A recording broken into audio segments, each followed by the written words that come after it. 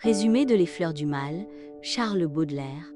Les Fleurs du Mal est une œuvre révolutionnaire de Charles Baudelaire, publiée en 1857.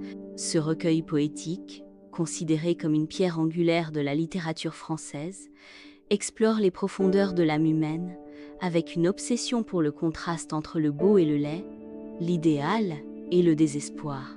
Le titre lui-même symbolise cette dualité.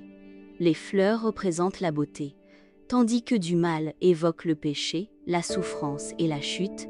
À travers des poèmes souvent sombres et mélancoliques, Baudelaire met en lumière le spleen. Ce sentiment d'ennui et de malaise existentiel, il décrit une lutte intérieure incessante. L'homme est attiré par des aspirations spirituelles, mais constamment ramené vers les plaisirs éphémères et les tourments terrestres. Le poète s'inspire de la ville de Paris. Transformée par la modernité, elle devient un miroir de l'âme humaine.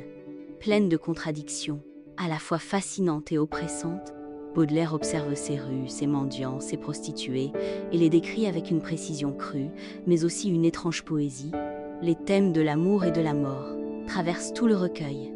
L'amour, chez Baudelaire, est à la fois une source de ravissement et de damnation. La femme y est souvent idéalisée, mais elle devient aussi une figure de tentation, presque démoniaque. Quant à la mort, elle est à la fois redoutée et désirée. Perçue comme une ultime échappatoire au spleen, Baudelaire transforme les souffrances humaines en art. Malgré les controverses de son époque, 6 poèmes furent censurés pour leur audace. Les Fleurs du Mal demeurent une œuvre intemporelle, célébrant la puissance de la poésie pour sublimer les tourments de l'existence.